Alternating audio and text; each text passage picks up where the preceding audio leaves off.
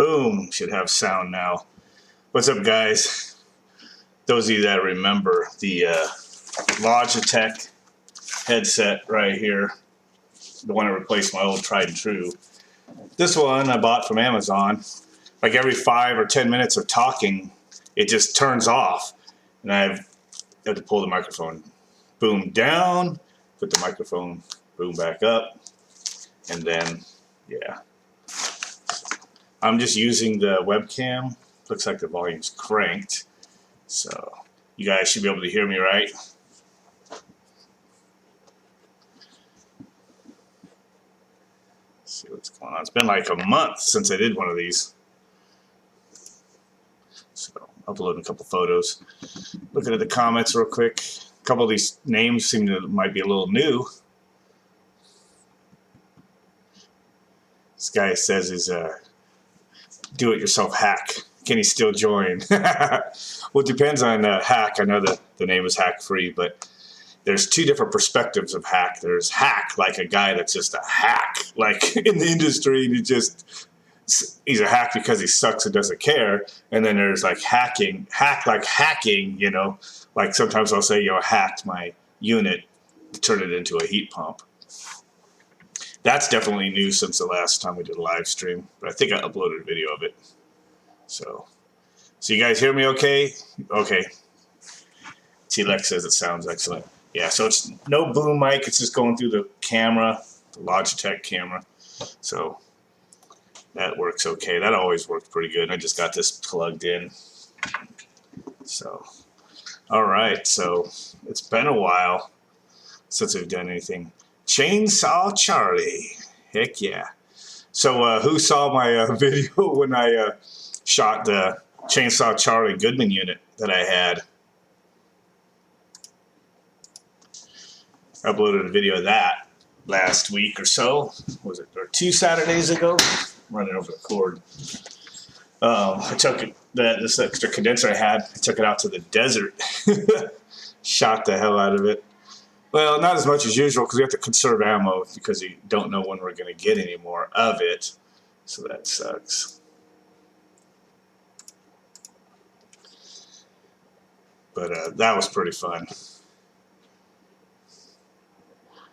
And then I'm trying to look through my little folder where I throw the temp. The thing is, it's been a couple weeks, and then I threw in some stuff, and now I don't remember what I put in here. What's this one here? Other nightmare things. I think I got a little video here we could watch. A couple videos.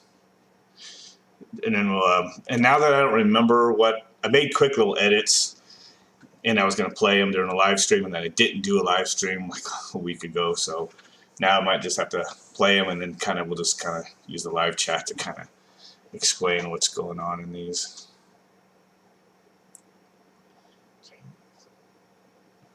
Heat pump unit to heat water.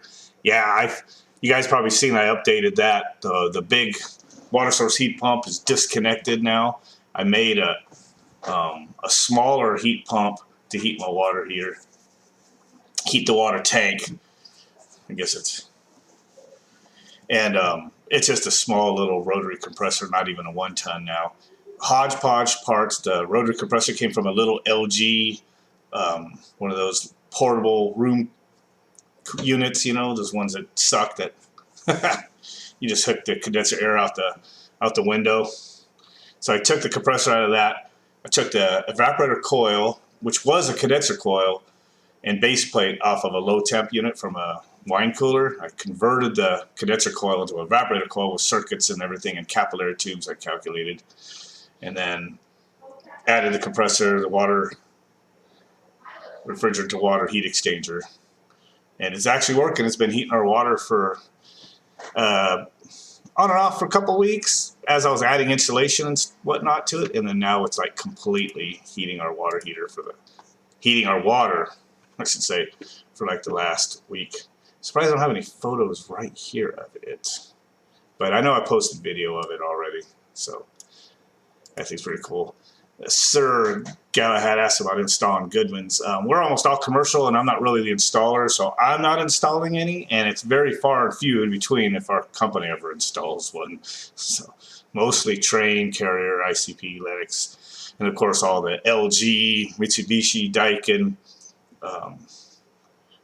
all sorts of brands like that. Aeon.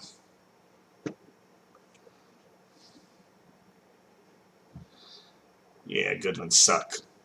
So like, well, these two places are related. So let me play you guys a video.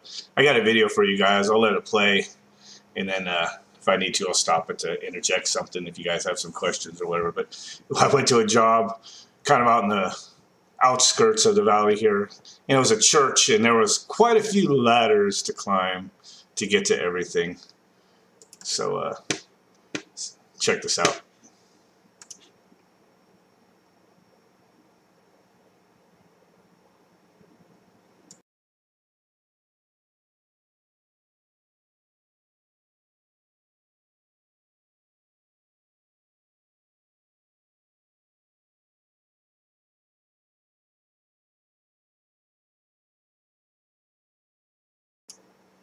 Back in the game, I already screwed up. For some reason, when I'm clicking off that screen, my video keeps leaving. Something's going on weird. So I don't know. When I click over here, yeah, look, it's dropping off when I click. Like I'm on my other screen clicking the mute button, and then it's turning off the video on that screen, minimizing it. That's so weird. So anyway, I'm going to mute my mic, and I'll restart that stupid video.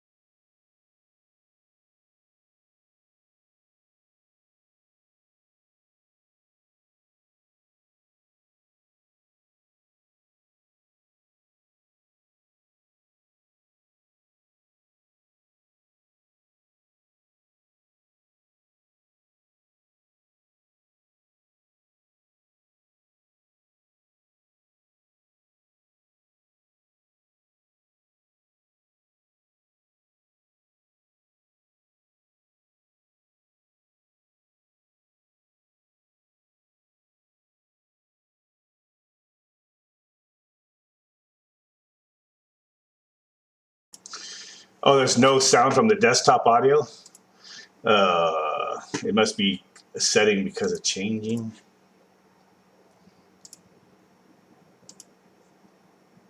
We switch back and forth a few times here. Now I don't hear anything. Weird. Let me see the settings, properties. Logitech headset. What the hell, man?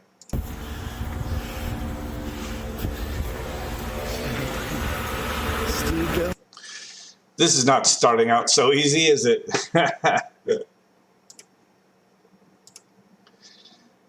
Man, just all sorts of glitches tonight.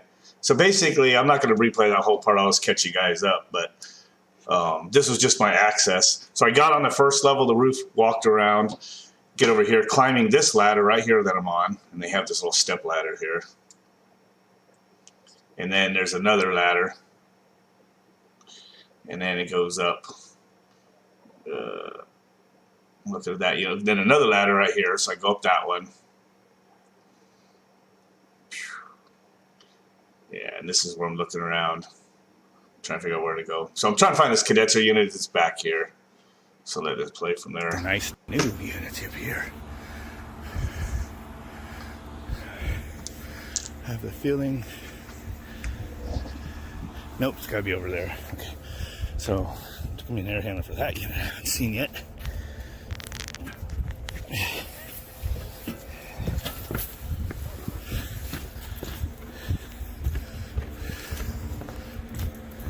That's a lot. That's a newer one.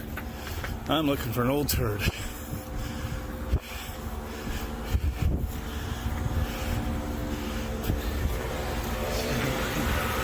Still going.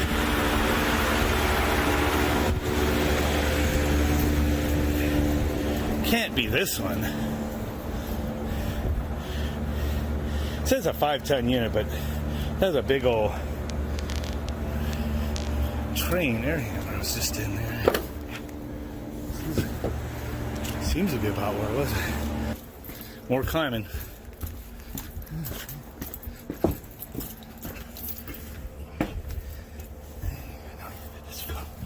Follow the lanes.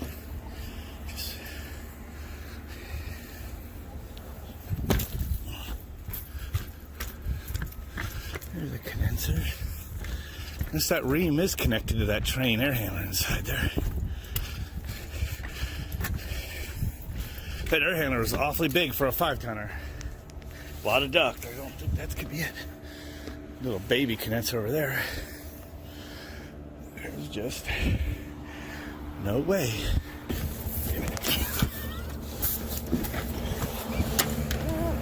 Huh. Can it be that thing? That's crazy. Huh. All right.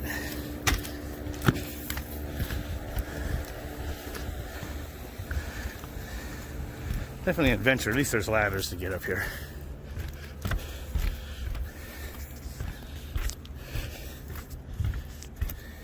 Look at the whole section over there. That's just. Well, I guess I think they have it all labeled. I'll just go to the unit number there and take a look, see. Yeah, I'm about to find the condenser. Well, actually, I wasn't so sure about it, when I first went up here.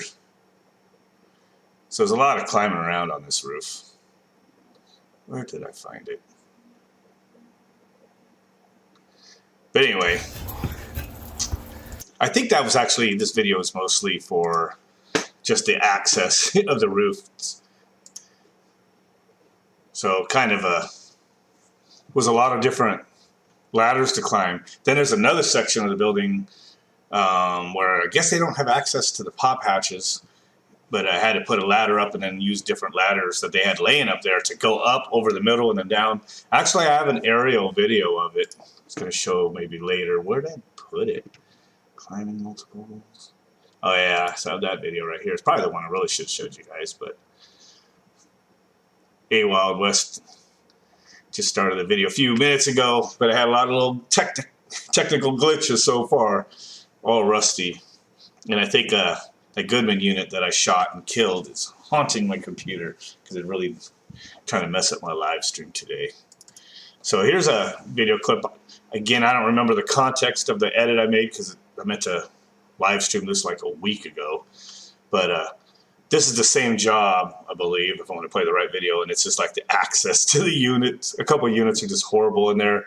Just more about, Maricopa County, Phoenix, Tempe, Scottsdale, all that area, Peoria, Glendale. It's just so horrible. They obviously, inspections are corrupt. They're either incompetent or totally just corrupt, taking kickbacks and bribes or something, man. So here's another one where commercial job, and it's not that old of a place. And it's like, how do they even get away with this stuff in the first place? So check out this video here. The air handler is up there. And of course keeps minimizing. Could barely squeeze up there, can't even really get to it. There's 3 large supply ducts underneath it running over to hit this duct and the next 2 in the little hallway back area. This is the access to a little hole down there. Now I'm up in this space. There is 3 supply ducts going underneath the. Oh, and the reason I'm up here initially is because this unit they want to replace. So I'm looking at it up above the hard lid ceiling, going through one of those little metal hatches that's lucky to be about 20 by 20. Stand up through that, and I'm noticing there's a bunch of hard supply duct and everything comes back and underneath the unit to go to some other hallway. It's like totally sucks to get up there in the first place, but it's gonna suck to change this unit. Will have to be removed. All hard duct lined on the outside. This is the unit up in the space. Yeah, it will be fun. Sir Galahad says it pays off his inspectors. $100. I should become an inspector. There's 3 supply ducts. probably mysteriously make double my salary every year. Maybe more. And exhaust fan duct. I have to be pulled out too. So. Oh, yeah. Right now, when the heads go off, the alarm goes off outside the bell. Some people down in the space below me can hear that. Nice. All right, another big train air handler. This one's in the women's bathroom. Same kind of unit, exactly. This side in here, the easy way, you just come to the back side of the unit. That's where they're changing the filter. Gotta love when you come up to an HVAC unit up above T grid or whatever, and you come to the back side of it. So the back side of it evidently is working to get to the filters, but I don't know how anybody's been adjusting the belt, as you'll see. Panel. But over there where the blower is, well, you're at the back side of the blower. See, Right there. Stuff like this pass inspection here in Maricopa County, Arizona. I mean, there's your belt panel right there, filter panel over there. Units up there. Got a bunch of pipes and conduit there. Right there, that image right there is the story of my life. This is the shit. This is the shit we need to shame this county for. It's not like it happens every once in a while and it's happening just off the radar where nobody caught it. This is a big job. It's commercial. There's no way this didn't have opportunity to be inspected. I mean, and we have hotels we've worked on in the last like 5 years that are just a couple years old that have shit just like this. Brand new units where the freaking front of the air handlers is up above like hard lid with some little holes, and then like the front access panels are like this far from a wall, and it's like you're never going to get the blower out. You can't even get there to work on it, and the maintenance guys in these hotels are like rolling up the air filters to pull them in and out of the slots. It's like totally bullshit. I mean, and I tried to explain to these people, I'm like, inspect, code, like if, to get like into a crawl space or whatever, they're supposed to be able to push a 24-inch cubed box through an access, opening and all the way to a unit without obstruction. And then you're supposed to be able to have 30 inches in front of it if it has any high voltage parts or whatnot. That's National Electric Code. That doesn't pass any of that shit. And we go to jobs where there's like some units you can kind of get to, but there'll be like 5 or 6 of them like this. And it's just, I'm over 50 years old now, so I've been doing this for a while. And it's just like, still just like had it up to here with this shit. It's like, there's no excuse. And I've been watching this for decades now. And it's like, it's obviously corruption and incompetence, some blend of the two. It's totally ridiculous. Yet, this stuff just happens time after time after time, decade after decade here in the Phoenix, Arizona area. This is here, Rio Verde. Doesn't matter if it's Rio Verde or Fountain Hills, Phoenix, Tempe, I'm ranting Peoria, in this part, which I just did. Same shit, just different day. So either these inspectors and the inspector department is totally incompetent and has been for decades, or they're just taking payoffs. It's one or the other. They definitely ain't doing their fucking job. So I basically ranted a second live, forgot that I added a little rant to the end of that video clip. That is just too funny. So, but yeah, that was like after I came home from doing that job. So I got to find a couple other clips. I don't know why when I click on my software on the right screen, why my video is minimizing off the screen over there. It kind of sucks. I got to click the mute button on or off or something. It's doing that. So I have an aerial video. Let's see how long it is. It is like 7 minutes long. Let's see, what else did I have in here? I mean, that's for the same place. This might be a pretty interesting video. I made some other aerial videos of us going and looking at some scary rooftops, and I posted those videos. I don't know who of you guys saw it, but I didn't leave them up just because I'm still learning all the rules. This is one of those mini drones, so it's under the requirement of needing the license and everything, but you have certain requirements of space that you fly it in, and try not to go over people and stuff like that. And they keep changing the rules, and I'm still not exactly sure on them all. And they said it's going to take like people like the next year to catch up, because now they're saying you can fly over people to some extent with these little ones, but maybe not just stay over them. I guess you could kind of go over them or go over roads, but this one I just fly over the building that I am on, so I'm pretty sure that I should be totally fine. And this was like kind of like in an outskirts area from the valley, so nowhere near an airport or any of that kind of stuff. So this is like a show and tell of that multiple ladder job. Takeoff. And the drone thing's pretty cool. Updated. Please check it on the map. So to get the audio in here, I screen capture with the phone. You put a phone on the controller, a smartphone, and then so I just hit screen capture, which also records on my controls, which is cool to show that sometimes. And then it's also recording like in 4K, you know, or whatever you set it for. So I just kind of sync them together in the post edit and actually mix it so I can have some audio. All right, check out this rooftop, man. This rooftop's pretty crazy. Got multiple access points. I was glad I brought this drone that day. The hang of this. I knew I was going to want it. So basically, I look got at all those ladders. This point right here. Zoom in, right there. Go on that first level here.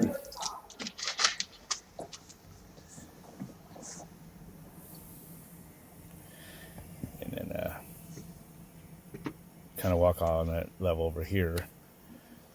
Tell you, and keep walking around. Yeah, over here is that first little access point right here.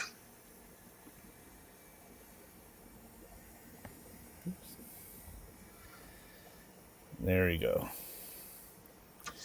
There's some ladders for you. Yeah, post top the little camera on that thing is like 4K. Back off on the zoom there. We're not streaming in 4K, but yeah, it comes out pretty good. A lot of times I back off quite a ways and then look at all those different areas to go to. Zoom in, which is a crop. There is one unit. If I zoom in with the 2x, so I could keep the drone kind of a ways back from the subjects, you're no longer at 4K. You're cropping it down to, it could be 1080 or 720 or something now, but which is still plenty good for doing what I want to do with it for most of the stuff. So look at these ladders, dudes. So you come up over here and you walk around and you go up this ladder, and then you go, there's a unit down in here, then up this ladder, then up this ladder, and then you have to go over here, and then over here under this ladder if you want this, and then another ladder over here. Then there's another ladder over here. There's little, well, I'll show it in the video, but there's a hatch here and a hatch over there, which I think is what this ladder's for. But the guy said there's no two stories. So evidently that was probably supposed to be an inside ladder going all the way down, and they never did it. Builders for you right there, huh? On the other side of that center over here. Luckily, a lot of these units have been replaced kind of already. Mirrors that first one where you go up there right in the middle right now, except for they didn't put an access. So train. Check out, and it's the same mirrored unit. So the unit right in the middle right there, that's kind of down the lowest unit right there. Check it out. I'm going to go over here, past the main sanctuary over here. It's exactly at Wild West. There's another unit right down in there. And that parapet's about 6 foot, 7 foot. They forgot the access to this one. Yeah, and there's no ladder to get in there. So, gotta bring a ladder up. And there's ladders everywhere else. You can see they're up and over. Over there's where the bees were. I'll show you that in a second. Just got to keep going through ladder after ladder after ladder. So there should have been probably a ladder like there is right here on that other side. I mean, it's a mirror copy of it. There is somebody that has a step ladder kind of hidden in there, just thrown in there. And I was like, right there, you can kind of see the top of the step ladder. It's not really needed per se, although I think the rungs might not have went all the way down. Let's see here.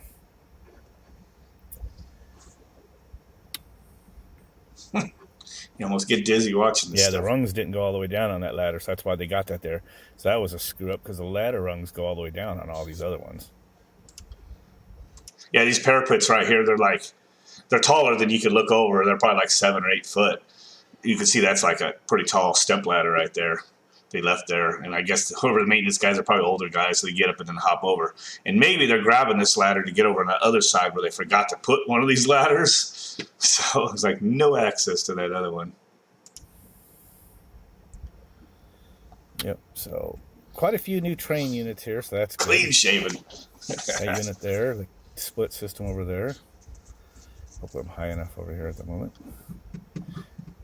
And then there's one old package unit right there. It's still working. They probably don't use it. And then there's this unit that needs to be replaced. That's the unit that I was working on. So it the goes main to that. church sanctuary.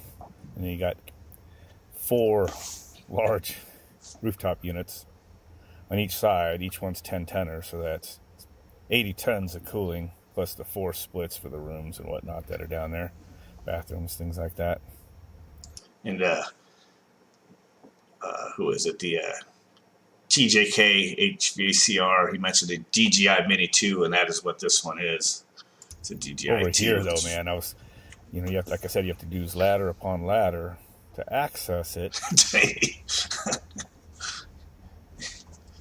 I do walk on units sometimes. See if I can double access. There we go.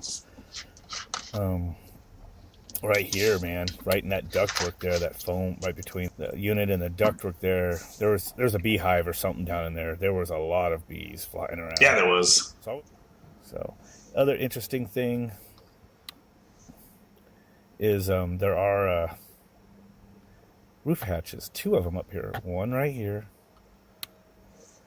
and then I found one over here, right there. It says roof hatch there, and there's another one in the other building. They're both locked, but he said there's no upstairs to this building, so I don't know where those would have went. They were probably opened up, and maybe there was going to be access originally, but yeah, no such luck. There's like 1X probably. So yeah, I am zoomed in quite a bit on this stuff. A couple There's of the other over section. here. The Old train, new right train. there. Double X that. Yeah, still working. And then we got a newer one right there. All these new 10-ton trains, and these are all pretty much the same model. They're all the new inverse incline, direct drive, blower, high static. No belt, just direct drive, ECM motor. Pretty awesome. It's a German-made look, or German-sounding name or whatever. Then a bunch of old reams over here. Ream there. The bad thing about those reams is they don't want to die. They just want to keep working. There's a ream ICP. There's a bigger ream right there. And then another older ream right over here. And there's that other hatch. So there's another hatch over here. Yeah, Wild West was talking about changing the filters. So yeah, that main first section of the building, there's filters, of course, in those air handlers, which suck down in some of those pretty hard to access areas. The rooftop had air filters up in them, of course. And then the first couple rooftop units, the train ones over on this rooftop, had them in the units. But then when I got over to the old reams, the air filters, it says they were down and below, just 20 by 20s in the ceiling, I think. But anyway, these ream units, as ugly and everything as they are, the sad thing is these bastards just keep running, man. The coils never leak on them or anything. It's always just repairable stuff, and they're just not as these stupid square bastards. I don't really like servicing them anymore because they're just kind of, you have to take this top panel off to get the blower, just some weird stuff, but they won't ever leak like a coil or anything, so they just keep running until you get someone just to replace it on age. You finally find one of the compressor dies on it. Doesn't seem to go anywhere. It was locked. And 2 more ream units right there. So, yeah. So that's pretty much it. And then some split systems. I did not see. Yep, those ream units. That was my favorite brand for a while. Was on their sheet. Ooh, condensers down there. Didn't see those. A couple splits on that one, and pretty much the rest of the video here, I've just 2 carriers. I was looking for a mini split that was on these. The people handed me a sheet with all their equipment listed on it and filters, and it said a Fujitsu, and I just never found it. Of course. I don't think they need us to work on that anyway. All right, let's see here. So maybe those splits are. And that's the beep you have to listen to That's some of that. whenever these things go to low battery. mini split. Unless it's hidden.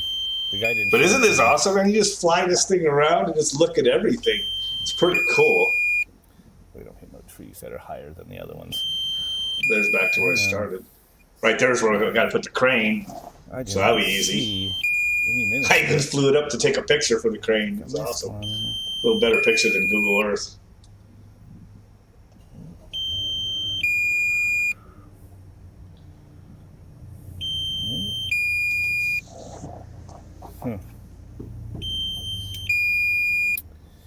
Anyway. That's pretty much 10 it. seconds. And then it just pretty much, it'll land itself if you, going into this cart wasn't a good idea. Can't believe I haven't broken an impeller yet because I've whacked it on things like 4 or 5 times now. Hasn't even cracked one impeller. But I made the mistake of not buying the Fly More kit. So if you guys buy a DJI Mini 2, make sure you get the Fly More kit, which comes in the case, the batteries, the battery charger, and a bunch of extra impellers. So they didn't have the Fly More kit on the website, so I just bought the battery packs and separate, which gives 2 more batteries in this awesome battery pack. So then I went to Harbor Freight, got this waterproof, container thing here. Let's see here. And I put my, so my wife got a new phone. I got her, so her Note 9 or 8 or whatever this is, I just leave it in here on this. So I don't have the thick case, because my phone with the thick case didn't like going in here. So I just leave it on the controller. I just leave the controller all put together. Right there. And then underneath that, here's the DVI, the drone. And this here is the batteries pack, which does quite a bit. It has 2 batteries. You push the button to see how much, I don't know, I'm just going to show you. See, four, see the little button, the light switch goes on right there. So both of these batteries are fully charged at 4 bars. On the side, it has the USB-C input to charge this. This is a smart charger, so whatever battery has the most charge in it, it will finish charging that first, because the whole goal is to have a full battery, because you can go up to 30 minutes. While you're flying, you charge in these other 2 batteries, and if you keep doing that, you can almost fly continuously, with brakes to switch the battery. So whatever battery has the most charge, it finishes that one first, just to get it done, and then it moves to the second one. And it holds 3 in here total. And the other cool thing this thing does, evidently, has a regular USB-A port or whatever that is on the side. So you can plug your phone charger cable or whatever out of this, hit this button, this becomes a portable charger to charge phones and all sorts of stuff using the power of those 3 batteries, and it will sequentially discharge them one at a time. So the electronics is, I guess they kind of got it. It's like a smart thing, man. So screwed up not buying the Fly More kit, which if I would have done that, I would have gotten more free blades. But these blades actually seem to be pretty badass. But I do like this case, because this, using this is obviously probably way more robust than the case that came with that kit. So yeah, throw that behind the seat. It won't crunch it or anything like that. So that was fun.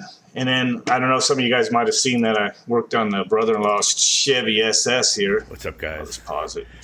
So the whole video of this is already on YouTube.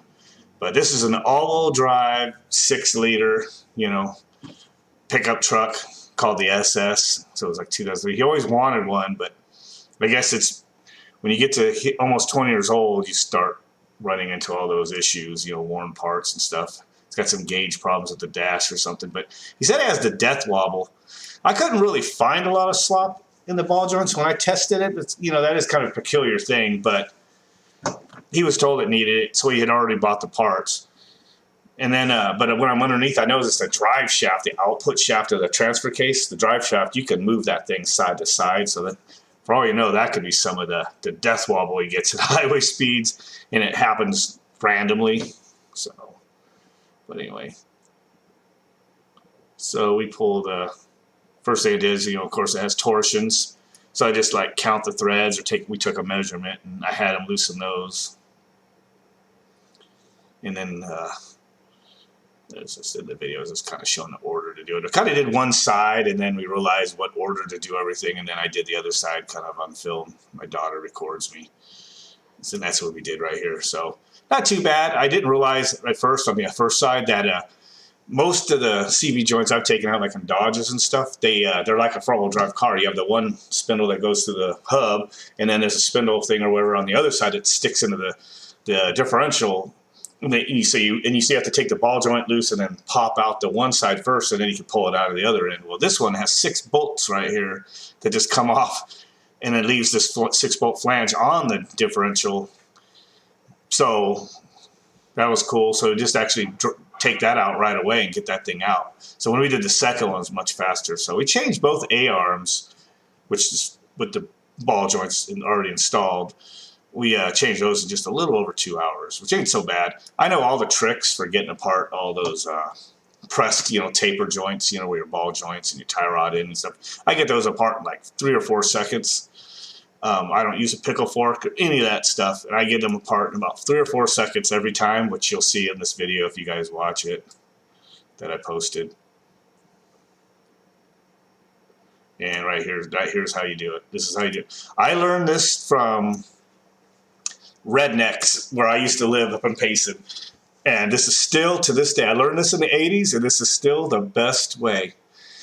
I don't know where he got these parts. He probably bought them off the internet, but I usually just go to AutoZone or something. But for some of my Fords nowadays, especially EcoBoost parts and stuff, I go to the Ford dealership. Some pressure, just up on that a little bit. This is how you pop joints apart without pickle forks. Really easy. There you go. No pickle fork needed or anything like that. What you're doing is you just put the pry bar in there just to act like you're trying to pull the 2 pieces apart. And of course, it's not going to, but all you do is just have steady pressure. It doesn't even have to be a lot, just enough that you're trying to pull the joint apart. And you just hit sharp blows to the female part, that tapered, stem is in, and it will just shock. It is with a couple blows of it. It's like a shock. It'll just pop loose. So that was like the tie rod one, and then we're going to do the big one right here. Just push through the whole thing, pushing this part down. So this one's a little more tricky here. So we're taking this joint apart. So you have to set this A-arm I set onto the jack stand so that when you put the pry bar up here, it's pushing down from up here, pushing down through the hub or whatever you want to call it, the knuckle and everything. So making these 2 pieces right there want to come apart. So it's got tension pulling this apart. Oops. This one took me the longest. It was a little awkward swing. Still came off pretty easy. And then this one comes off pretty easy. There we go. Sometimes it's a little hard getting a long swing. But look at that. I've known people, like I say in the video, I've known people that go to the auto parts store and rent all those pullers or the pickle forks, which pickle forks destroy the rubber seal on the ball joint. They rent that stuff and they'll spend all day trying to get that stuff apart. And all you have to do is just put a pry bar in there like you're trying to pry the joint apart, and just give it a couple blows with the sledgehammer on that part, and poof, comes right off. Hitting it with the hammer doesn't deform it or nothing. I've done this on every vehicle since I learned how when I was younger, and never fucked one up. So it's pretty cool. So anyway, yeah. So and there's the new one. So he got the whole A-arms with the. So it has the new. So basically, you're going to get these control arm bushings new and all that stuff. So and he went and put new shocks on it while we're there too. And then when we're done, actually, I don't know if it shows a video clip. Yeah, right here. I didn't. My daughter was doing all the recording, and she didn't record it when it was done. But then I realized I did have video because I have security camera in my garage as well as all over the outside of the house. So he puts on this thing and sets it down there. It's kind of hard to tell, but oh, that's the beginning. That's why. Got to go back to. That's earlier in the day. But right when we finished it, look at this. Look at the camber. It's like it's like this. Where's the camera? Set it like this. It's so the alignments and probably with the worn bushings and everything, put the new ones on, or the parts he got has the, what do you want to call it? The geometry might be just a pinch different, but he's got to go get an alignment, evidently. So, yeah. So watch my video. I have it on there in order. This was earlier at the beginning of the day when they had to go get a part. I went in there and jacked it up. So I like this DVR. It's pretty awesome, and I have like 9 cameras on it now. And that one's what do you call it? Ethernet over. That's not what it's an IP camera, IPC, Ethernet over IP or whatever they want to call them. Which is pretty cool. Oops. I'm trying to hit the X of the screenshot. So, you say GE makes weather wall air conditioners. I don't know. I'm not familiar with that trade name, but GE used to make what is it? Was it, used to make ACs that train bottom out. Back in the day, I was Train's beginning. I was buying out GE.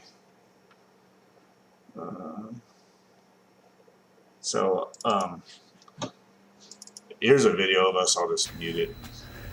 What's up? Back of my truck, man, abusing this truck. Put in the fig tree I had in the backyard. Yeah, we destroyed that. Got that out of there. This is a goofy ass backyard. The people that owned it before us, but we didn't care. But it had all this weird octagon concrete thing around the fig tree, man. They didn't like grass or weeds, so everything was either pavers or concrete and a little bit of rock. But you see down here the inset. I went ahead and trimmed that tree down. That's a security camera footage right there. So yeah, just kept cutting it with a circular saw until I got it down to like that, and then we hauled it off in the truck. That was a lot of work. That was a couple Saturdays ago. What's this? I don't know if I already played this video. Working on too many projects at once. This is pretty much describing. It's a 17-minute long video, so I guess it's not too long to play that. But this is what's been going on. So you guys may have seen that the straight cool unit that I installed in the spring to replace my upstairs heat pump, I had to convert it into a heat pump. I didn't do that till a few weeks ago when it was, now it's been, already cold. But since we have a downstairs unit, it got down to 69 up here. It didn't ever get cold. But I still haven't put a defrost control in it. I don't think it's going to need it for the rest of the year. We're hardly ever getting in it. We're just barely getting into the 40s for a couple hours, and that's it. Somebody noticed that, I fucked up and I had this in, and when I added the parts, I just isolated my lines and left this filter dryer in there since it was brand new. And I was like, oh shit, I'm going to change it to a biflow. So I did that. Oh, there's some, I don't think I posted this video, or maybe I did, but basically there was a freaking piece of rubber stuck way down in there from the factory. Luckily I saw it before I installed that filter. That would have sucked. There's my other project. There's my water heater heat pump that I built, the second generation one, the small one, and I foamed this section here, and now it's got a shitload of foam in there, and I foamed the whole compressor. That might be in this video here. I don't know. Keep looking. I don't remember. Yep. It's kind of ugly, and I still got to finish it off, but it's still, I'm trying to hold the heat in, so I foam the shit around, box this whole area around the water to refrigerant heat exchanger right there, and then this, and been wrapping the lines and everything, so it's heating pretty good, because you got to think this is less than 1 ton compressor. I don't remember if it's a 9,000 BTU or 10,000, something like that. It's a little 115 volter, so it pulls 8 amps when the 410 pressure gets maxed out and the water's up to 130. It's pulling 8 amps, which if you compare that to a 230 volt circuit, that's 4 amps. So it's 4 amps instead of 18, which the water heater element pulls. And it still heats pretty decent. It has a little slow of a curve if you run the water way down, to tap temperature, but other than that, it does pretty good. Once it gets going, it starts kicking out the heat pretty good. And my circulation pump is more than enough now. I actually turned it down.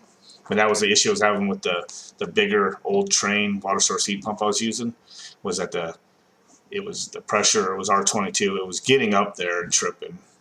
So there's my pressures right here. 472 over 113 is actually not that bad. And this subcooling comes down less than 10. I just stuck the clamp on there. So I let it run a second, and it looks pretty good. Like, and that's with it pretty warm, so not bad. And it's like 50 something outside, so it's like, you know, if the pressure's barely hitting 500, then you're doing good. John asks if I'm drinking the Dr. Pepper. Well, this is howdy doody have wooden balls. Yeah. I told my wife the other day, hey, it's got 23 vitamins. There's glare. There we go.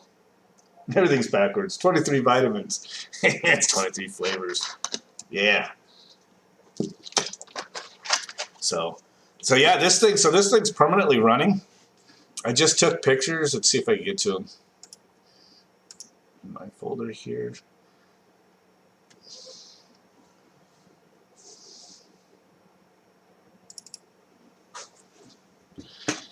That same control box that I had on that old train, or what, I can't say train, it actually wasn't train.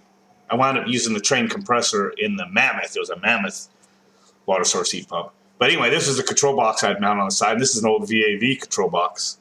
Actually, a new one that I didn't need. So I have my homemade control circuit and then just transformer to relays. Most of the same stuff I had before. I just kind of set up a little different. And it's still a work in progress. Yeah. And then I just still have my same control setting the temperature. And I just look at my set point, which I can adjust. This temperature up here is just what that thermistor is that's shoved into the water heater. And then this is the leaving water temperature, which is another thermistor, a 10K one, that's just strapped to the pipe going back to the water heater. So, yeah. Favorite rooftop unit? I don't know, man. I kind of liking working on Neon units. That's one of the favorite ones. The train ones that have the serviceable doors that open, those are awesome. The Lennox units with the serviceable hinge doors and the Prodigy boards, I know you guys all love those. It's like you go right through and tell it what to do. You go, oh, cool, first stage, cool, second stage. You go in there and say fan speed, low or high if it's a 2-speed or whatever. Dude, those Prodigy controls are pretty cool on Lennox. Train has their stepping thing that they do, you know, which gets you through first, second stage, you know, fan, economizer. That's pretty cool. It's actually a little faster than the Prodigy in one way. So, yeah. But Aeon, I have the Aeon service tool. That's more tedious than the Prodigy or the Train. Anyway, put my video back up. But, yeah, so that's what my controller is controlling this. And it's just switching 115 volts out to this compressor and then to the pump right now. And then, like, I'm worried that in the summer when it gets really hot, and basically this evaporator section, instead of being in 40 to 60 degree air like it is now, actually it's getting 70s in the afternoon right now. It did yesterday. In the summer, 110, the head pressure is probably going to go up because of that. So I figured I'd just slow down this evaporator, and that'll probably regulate the pressure. So I'll probably have to put some sort of something to modulate this fan down, you know, probably like a little speed controller or something, or track or something. That's all those little condenser fan controllers are. So I'll probably have to make something to start pulsing it, slowing it down, or cycle it on and off or something. There's my Lennox unit. Oh, yeah, so I come over here when the sun was up. I'm actually home early today, so it's like 12:30, so the sun's up, even though it's at like a 10, 15 degree angle or whatever from my solar panels I put up, my off-grid panels. It's kind of up a little bit. See it up there? Little sun dog up there, where it is. Watch, I'm going to pull the utility power. And this can stay running. Utility power. The compressor just stays on, the fan stops because it's ran off my utility AC. And actually the other day I changed that fan out for an ECM. I don't know if that's in this video. Again, I made these video clips like last week after I did all this stuff.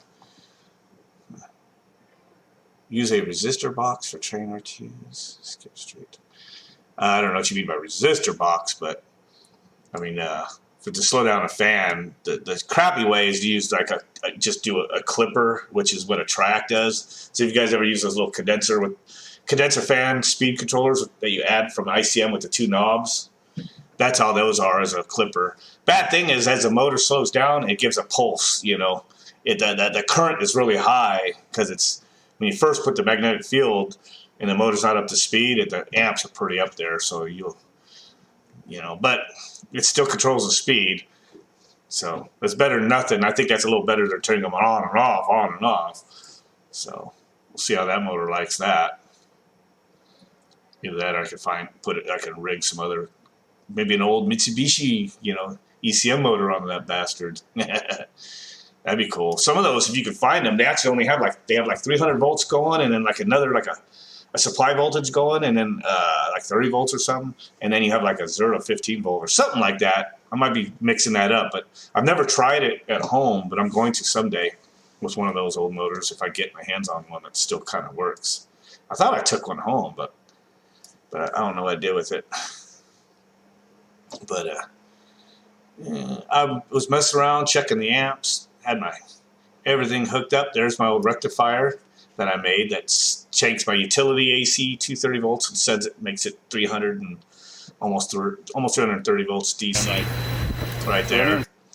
Plug the solar. See, when I unplug the solar, the amps go way up. This is low speed when the sun was way up. It's kind of weird. Yeah, utility power went down almost nothing. Supplement the DC from the solar. The solar. That was going down like nothing. I've never seen it do that. It's weird. Usually just covers half of it. So I don't know if that was a glitch that day or what, but I still haven't built my automatic changeover regulator thing that I wanted to do. But high voltage is really challenging for a do-it-yourself electronics guy. It's already kind of tedious putting my fingers in this damn thing because it will probably shock the shit out of you. So I'm fast forwarding. I don't know if I have it in this video or not, but I put an ECM. No, not yet. Oh, there's remember I had the issues with the diodes. I didn't want to fry them, so that's why I made that thing on the wall. Well, I got some extra diode packs with heat sinks that you mount to a heat sink. This sucker here will have no problem doing what I'm doing. What time is it here? It's 8:11 here. So I think I put this video up. If I didn't, I'll probably add it. I'll probably post it. I just haven't yet. Oh, and here's a freaking generator I bought for 50 bucks. I had an idea, guys, for my solar to screw around. Since I have several variable frequency drives, they'll run off my high voltage solar. And sometimes I take home motors that I just might need to put some bearings in or something. I was going to take a motor and try to turn a generator just for a simple converter from solar to household power. Let's say I have an electronic inverter. And it was going to be just something to screw around with, another experiment. But I bought this thing and took it home. I realized there's no bearings over in this section. This shaft is just the engine shaft sticking all the way through the generator section. So there's no way to take the motor off and have the generator section separate to connect to. Now, I did notice that Harbor Freight sells bare generator, what do they call them? But that's that section brand new, and it's a couple thousand watts too. They sell them for adding a pulley to or put a coupler to it or whatever, so I could do that. But Harbor Freight also sells big inverters, just cheap, dirty ones I could get for just emergency power. The only thing is they're made to run 12 volts, most of them, where my solar system right now is a high voltage one. So I might put up a couple more panels. If we get another stimulus check, I might buy a couple things. And one thing I'm going to have to buy is a mini split for my garage. Definitely going to need it before summer. Right now, it's been nice outside, so it hasn't been too cold like it was a couple weeks ago. But yeah, so I found out the hard way that thing. Like I said, no bearings there. That's just part of the engine shaft. So I'll put up the video later. I wound up putting that thing together. It runs 50 bucks, and it's just like a small little 1800 watt peak generator. Today I diagnosed a couple shorted units, and that compressor was obviously shit. When I looked at it, and these are not that old. These are like 2016 units. See, the serial number's 2015. Look at the color of these stickers. Toast. But here's the funny thing, and I have a video of it. Maybe I'll edit it and post it up later. But this compressor plug, I could not get it off. I could not get it off at all. I stubbed a big, ugly screwdriver under there. Could not get that off. I was yanking on this with the channel locks. Could not get it off. Now, mind you, these pipes are in the way a little bit. But this melted and then formed tightly, it melted in the plastic, kind of melted and oozed through all the little holes and gaps, locking itself onto that fucking compressor. So, yeah, that sucker is toast. And of course, you know, the other unit I looked at had one of these motors take a crap. So winding failed and the bearings failed. And it's kind of weird how I thought maybe the compressor was going to be bad. On the other one I was working on, it's funny how it'll slam on bad and you keep holding it, kind of drop down to caution on some of these 480 volt newer units, and then it just sits there. I'm like, gosh. But these systems have never been opened in question, so there's not like there's contaminants in there, so I don't know what the deal makes it kind of read like that, other than if the windings actually do have some hairline cracks in them. But the first unit I checked that had blown fuses, I found nothing wrong with it, and then the next two I found problems. Usually I find wires shorted, you know, and they kind of rope them around the compressors and whatnot. Check this out about the convid. Daughter and I went to the fast food joint the other day. I'm like, oh no. Oh yeah, and I looked up the website. This is not a PCR, obviously. PCR is a viral load kind of thing they do, where they stick that swab way in there, and those take a while, maybe even a couple days or weeks to get. But this is the IMG or whatever it is. I don't know. It's the where's it? Big uppercase I, lowercase g, uppercase m. I don't know, one of the ways. I think that's what it is. And it's a, what do you call it? Antibody detection. Here's the thing: PCR test is a viral load test. It just fragments of viruses. It could be stuff that you had just already have in your body. You're not infected, and you could get a positive test if they do enough cycles, which Fauci said would happen himself before he shut up about it. This test here says you have antibodies. Well, you could have been sick 6 months ago with one of these strains, and most people don't get hardly any symptoms. It's just like a flu, and then so they'll detect it. Oh, okay. You have all you get is a positive result. And guess what happens when your business made you do this, or your job made you do this, or you just did it?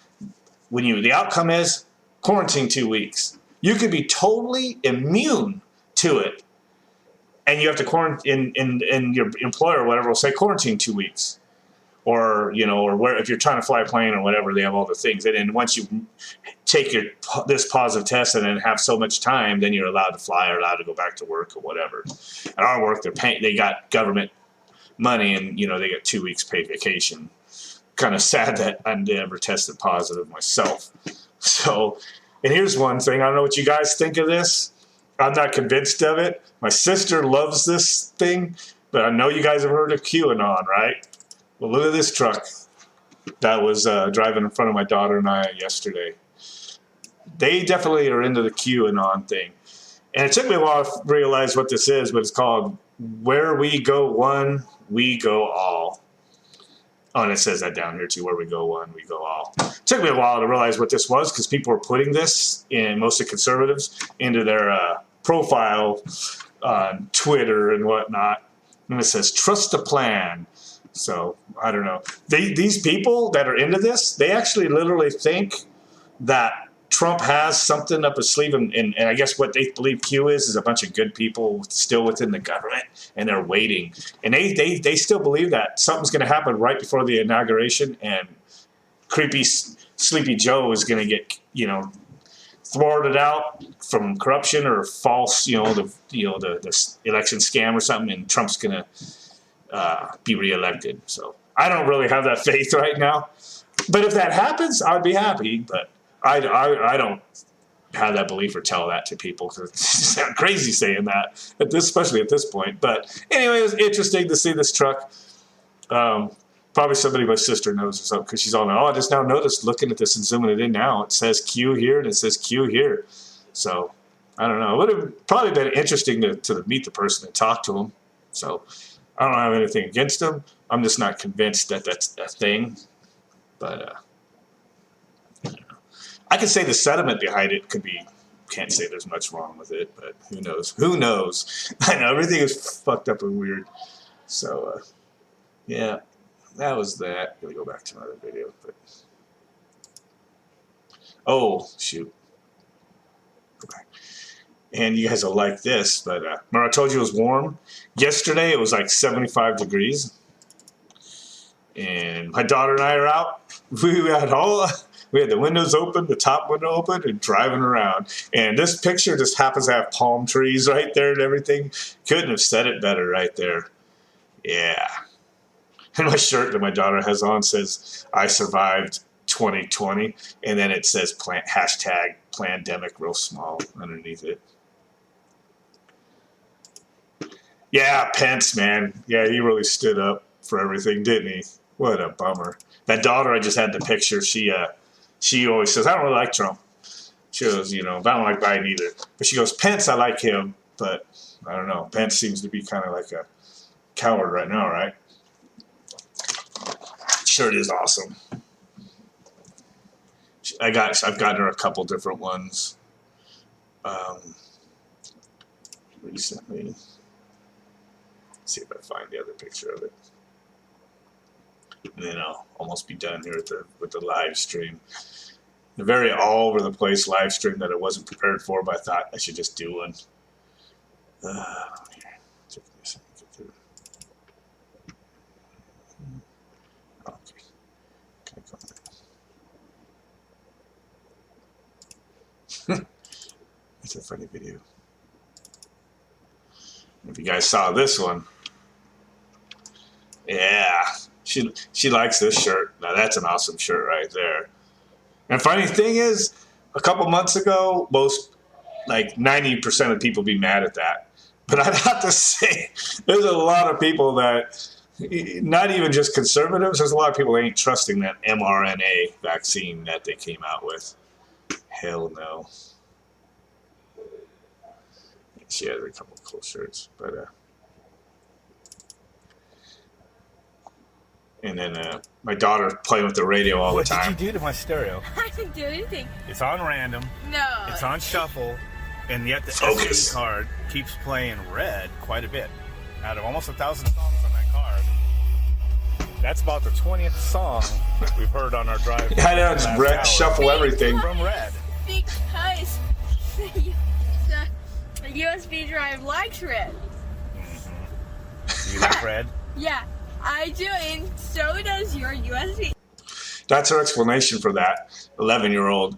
She keeps changing the music, and it's just playing an SD card in there at that point, not from the phone or anything like usual. And so I take it off of red, and we just put it on shuffle. But it's like out of like we went for a long drive to go get. I think it was when I went to go get that generator thing from across town. So we drove for like over an hour round trip, and in that time it played like over 10 red songs. I'm like, what the hell? So yeah, those shirts are cool. A couple different places. The needle one was saying "My Body, My Choice." That comes from High Impact Flicks off of YouTube and BitChute and all that. And then some of them come from like Mark Dice. And I think that one came from a channel called Framing the World, where I know the guy that runs that. He's been having a lot of guests on there talking about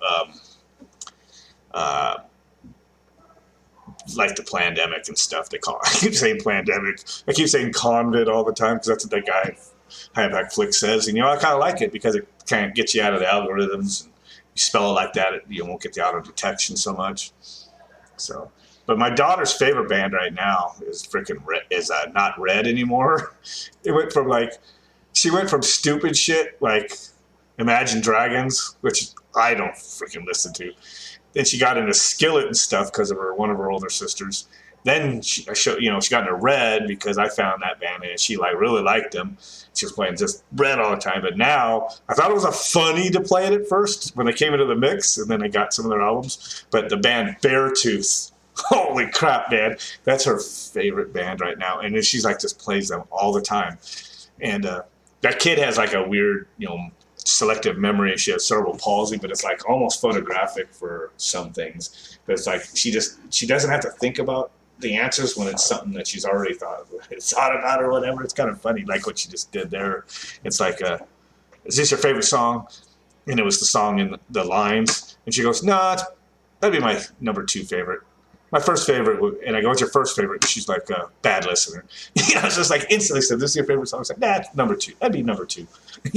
And she could probably go down the list on the top of her mind and just list off in order probably the top 5 or something without even thinking about it. My favorite metal comes from the 80s. Oh, yeah, that's when I really got into metal. Yep. During the 80s, when I was in the 80s. So I grew up on Pink. Actually, the first album my dad gave me, because I probably scratched his and he replaced it, was Pink Floyd, Dark Side of the Moon.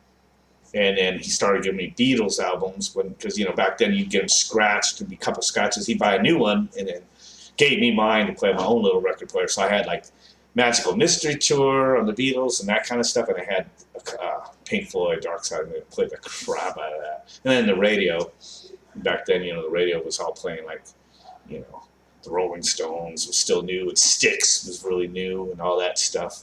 And then by the time I hit the 80s, I really couldn't. Some friends started liking pop and stuff, and Michael Jackson and stuff, and I couldn't. That really wasn't for me. And then I got more into rock music. Ozzy was coming out as a solo act right there. I didn't have his albums then, and they were considered to me kind of too satanic. Plus, my mom wouldn't have liked me having it, but I listened to it on the radio.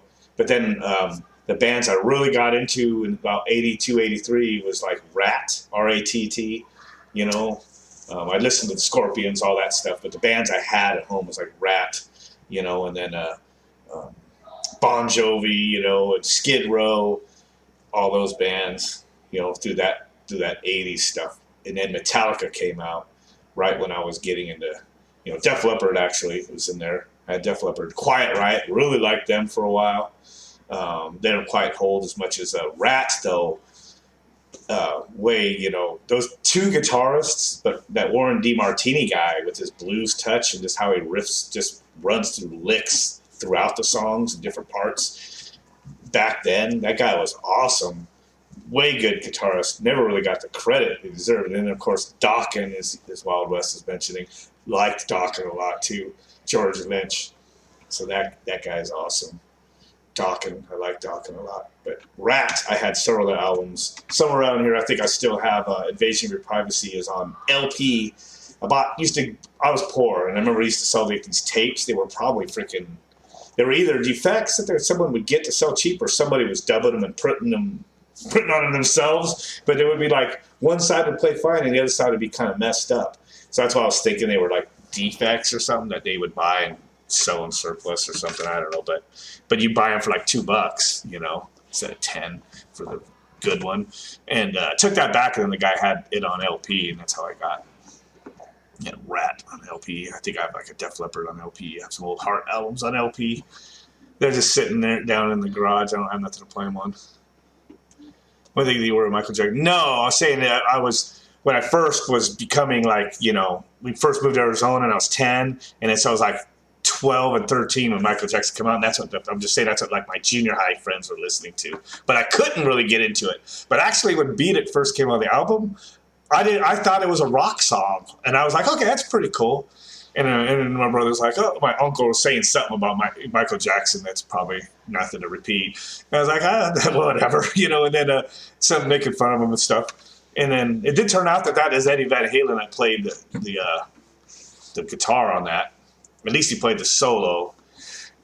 And Michael Jackson on a couple albums here and there, he did hire big wigs to play guitar, but most of the stuff is just pop in between that. So I was still listening to, like he says, Pink Floyd, AC/DC. I had a couple AC/DC on tape, Live Wire, whatever it was, or High Voltage, whatever.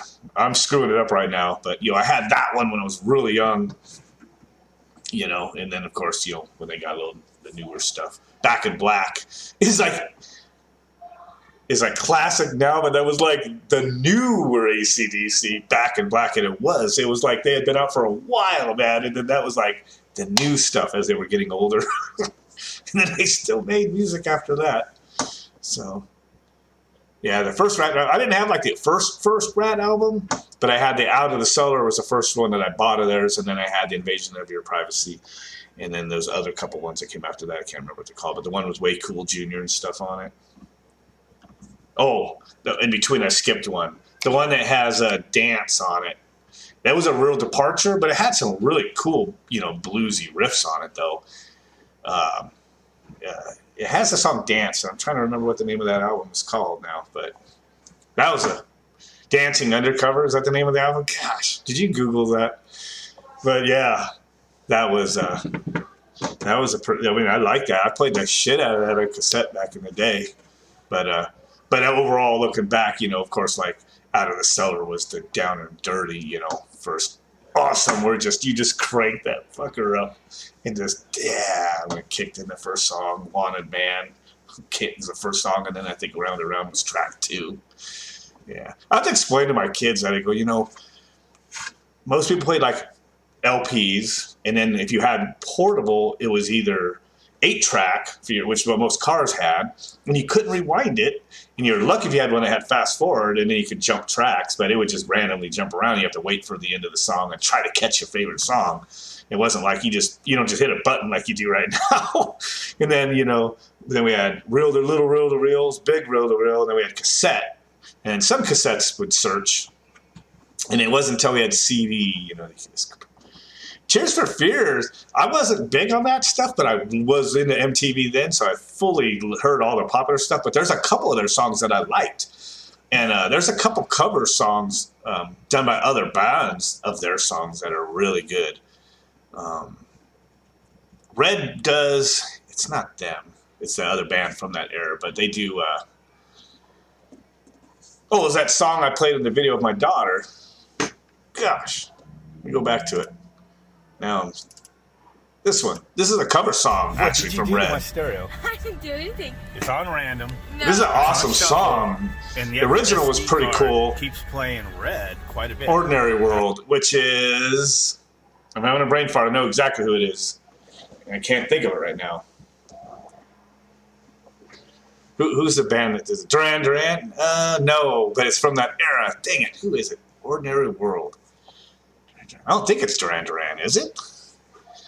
I'm having a brain fart, man. War Lowrider. Dude, I used to like that. I had some sort of Cheech and Chong tape that had that on there. Little comedy when they used to do it on tape. Yeah.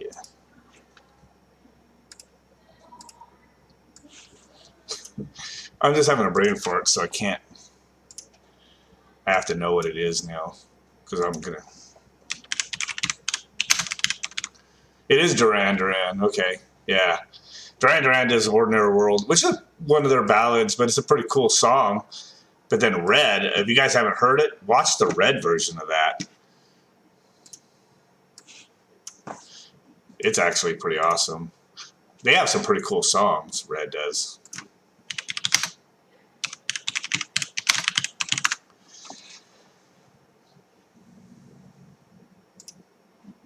Cleaning with a mop and bucket is such a hassle. I don't have the premium on this. Switch to Swiffer WetJet. It's hassle-free. WetJet is one simple tool that absorbs dirt and grime deep inside, and it helps prevent... Shut up, you dirty whore. Dr. Demento, yes, I remember that. They used to replay that on some of the channels. But this song hits really good. It sounds, the mix is really good, and then that guy that sings it, Red, he's good vocals for this kind of stuff. And I think they're supposed to be a Christian band, so isn't the worst thing for my kid to listen to. But anyway, check that out if you guys get a chance. That's pretty cool. Smashing Pumpkins, I liked them okay. I think I had like one of their albums, but it wasn't anything like I replaced the CD, when it was gone or anything. But definitely was really big into the 80s music. The 90s, when we hit the 90s, I was still listening to mostly 70s and 80s music just because the 90s, other than a couple bands. They came out in the late 80s, Guns N' Roses, but then in the 90s came in the grunge. So I liked Soundgarden somewhat, but I really liked Alice in Chains. Nirvana, I liked somewhat. But the only grunge band that I really, really liked from the 90s was freaking Alice in Chains. Fucking dumbass killed himself after freaking doing all that heroin and shit like a dumbass. But that was one of my favorite bands for a while, man. But other than that, there's a handful of decent bands in the 90s, but the 80s, man, just really still took it to them. I don't know if Still is or whatever, how those bands are. Look at Skillet, you know. But the kids really liked Skillet. Skillet's been out for a long time, though, since like 99 or 2000, believe it or not. They were out before I moved down here in 2001, so they're older than that. So, yep. But right now, I've been listening to like some hardcore stuff again, so it's how I found it, kind of letting the radio play a mixture. And, you know, you get these degrees of separation, and it's like, you know, so red, and then you play red, and then you start like finding like Decipher Down and stuff like that. But then you also start finding other hard rock stuff. But then you play that hard rock, and then it's like this. And eventually, here I am listening to Parkwood Drive, Beartooth, all those freaking bands, which are, you know, more of the harder, newer metal stuff. So we've been playing that stuff a lot. But Beartooth was just a joke at first because the guy's like got that attitude in his singing, and he was just like, it's like the music starts with just a riff, and then it's like, oh, and then it kicks in, and the bass drum will hit, and the bass notes and everything, and then just the way it hits, it's just funny to like crank it when we're in the truck, and it starts like that, and then it just, and then some of this weird singing that guy does, I thought it was funny to mess with my daughter, but now she just loves it. Roar the Rider sounds cool if you play at 78 RPM. Oh, I remember doing that stuff as a kid, or slowing it down to 16 if you had one of the players that would do 16. Not all of them did. You got 33, 45, 78, but sometimes they had one that did the 16 revolutions per minute. Oh, man. So, try looking here. Some of those bands are pretty crazy. Yngwie Malmsteen, I'm just looking through the list of stuff. Every once in a while I'll play that stuff. My dad really liked Malmsteen. This is not a full folder, though. Dream Theater. Cannot get my kids into that kind of stuff at all. But if you grew up appreciating Pink Floyd and Yes, then you appreciate Dream Theater. But, hold on. Dang, Convid made me cough. The Dream Theater is not something just to really just play when you want to just jam driving fast down the road. It's for like just listening to in the background mostly.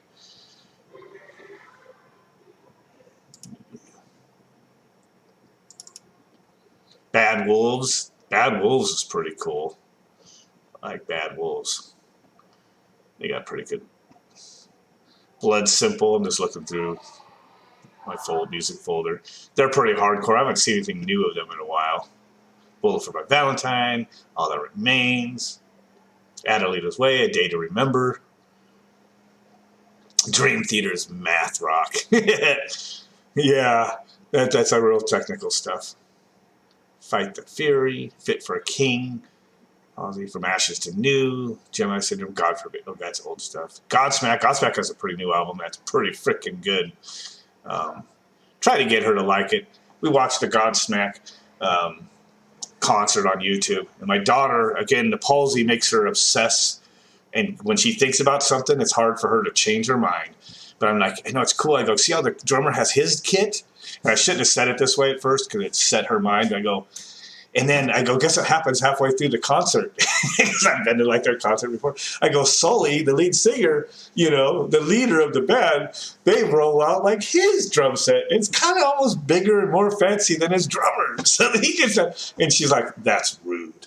And then now she has that. She's set with that. She's like, that's rude. So we did watch like the concert, and I think she kind of liked it. It's not any band that she's really going to like a lot. But that new album seems to jam pretty good. But I like that, you know, they have that drumming or duel or whatever they call it in the middle of it, where his drummer's playing kind of like the beats and stuff, and then he plays like with his hands a lot with the kind of like the Africanized, whatever you want to call it. I'm saying it right, but that kind of tribal type, you know, beats kind of goes with it, and they just jam for like 20, 30 minutes. It's pretty cool. So, Godsmack. Kind of weird band. Iced Earth. I like Iced Earth. They're kind of like a blend of like Iron Maiden, Metallica type stuff. And they had albums not too long ago. And And most of their stuff's like actually pretty positive messages and stuff, really. Iced Earth. And my daughter she doesn't like the Megadeth Metallica stuff. So can't really get her into Iced Earth, even though there's some pretty good stuff from them. And I think I've told you guys before, but the guitarist and somebody else maybe in the band made an album called Sons of Liberty back when Obama was president. And it's like all like stuff about the Constitution and stuff and just the New World Order and everything. It's pretty cool. It's pretty hardcore. So, yeah, a couple hardcore bands in here. Stabbing the Drum. Oh, that's Soil Work. Strapping Young Lads. Holy crap. That dude was a weirdo when he was in that band. And now Devin Townsend is solo again. And it's like totally like he cleaned himself up and he's like totally got this real like perfectionist type of real articulate, clean band kind of think of Dream Theaterist, except for a little bit more metal. But still kind of like a lot more instrumental and stuff now, though. Pretty cool jams in there. Trivium, of course. Yeah, so I can just go on and on with that stuff. But Overkill should have been in one of the big four. I know who Overkill is, but it wasn't. I might have had one of their albums actually long time ago in the 80s, but it wasn't really one of my favorites or thing. I probably couldn't really think of much of their songs now. Tool are weirdos, but they're musically really good. But that guy, that kind of lends to like the overtly satanic side. So I tried to stay away from them somewhat. Although some of their songs I have jammed driving down the road because we kind of like some of it. John in HVAC is saying Metallica's gay. Well, their lead guitarist sure sounds like it sometimes, doesn't he? So everybody is like, I don't know why, Dave Mustaine was always, upset about being kicked out of the band for so many decades. But if you really look at the overall picture of those two bands, Megadeth had a lot more back-to-back good albums throughout his career, and especially now. Like, you could jam all of the Megadeth albums over the last 4 or 5 CDs or whatever, and you can't say that about Metallica. Metallica has a couple okay songs here and there, but it's like they're trying to go back to the old, but they fail at it, and it's not that good. Megadeth, and maybe it's because he changes lead guitarists every once in a while and the chemistry a little bit, I don't know, but he always gets really good ones, and that one guy he's had for the last several albums is that guy is really good, And they're like a borderline Christian band these days because their albums, I don't know if anybody listens to them since New World Order and even before that, United Abominations and stuff, but there's like Bible stuff he's singing through there, and New World Order and end time stuff. It's pretty interesting. And then and I guess 2 of the band members, which Dave Mustaine and I think it's the bassist, are supposed to be Christians now or have been for a while. I don't know, but he sings pretty cool stuff. And it's like relevant stuff, pretty and still hardcore. So yeah. And they have 13. Is that the last album they made, or did they make one after that? I think the newest one I have of them is 13. It's called. Pretty interesting. But the solos are still badass. The lyrics are really good, and they're not just trash. They mean something. And just, I don't know, it's still, I think Megadeth overall has a better career than Metallica. That might make some people mad, but so he shouldn't feel bad at all that whatever happened to him, to make those two bands become what they were, That's just what happened, it worked out. So. Beastie Boys. I really liked Beastie Boys when they came out with the rock songs back in the early MTV days, and I didn't know they sung like hip-hop slanting, or what early rap was. I didn't know that's what they were. I heard Fight for Your Right to Party and then No Sleep Till Brooklyn. I was like, those are jams. And it was like punk rock type of stuff, funny stuff. And then, I got like the tape or whatever. And it's like, and then the CD, and it was like, oh, it's kind of like, Brass Monkey, Funky Junkie, whatever, Funky Monkey, whatever that. I was thinking about, it was like, my friend was really into them. And it was like, okay, I tried to play it, but it was like something that didn't stick. It was like, So, but they throw like kind of more of a rock song. I heard they started out as a rock band or punk band or something. So I guess they're playing the instruments on those. They just never really show them playing them really much. But I know there was some albums after,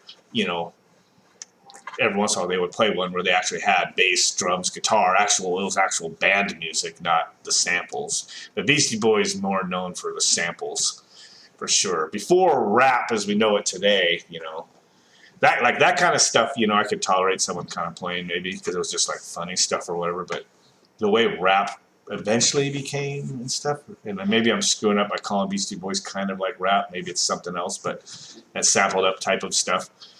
But what eventually really came out there really sucks.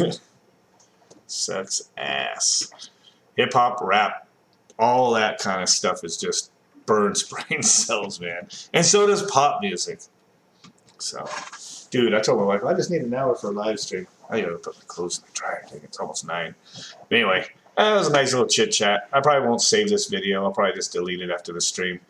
And some of them video clips, if I didn't post them up, maybe I'll get them posted up tomorrow or something on YouTube. You know, the drone going over, that way you just could watch it in all its glory. That was a pretty cool recording. And then maybe some of the updates on my HVAC. I have some other clips I made and I never really finished them. I'm just, I almost have ADHD or something. I could just never get one thing to follow through, you know. But I really did get some stuff done over the last week, though. So that's good. Fig tree's gone. Water heater 2.0 heat pump thing is up and running.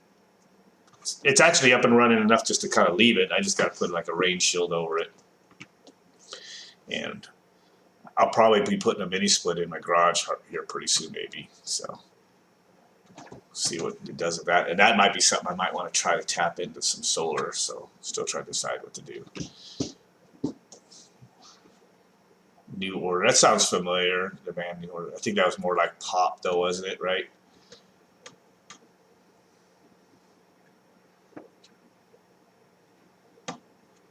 But anyway, I better go or I'll never go. But anyway, I'm tired.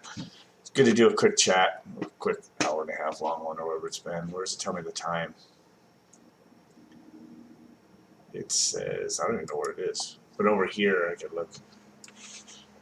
Let's get screwed. But look at this. The internet, I didn't reset nothing today. 0 frames out of 171,000. 100% success rate. And 3.5 gigabytes is streamed at 5 megabits per second, basically. And, where's the minutes? How long has it been on? I don't know. It's been on for a while, though. I know I'm just looking right past it.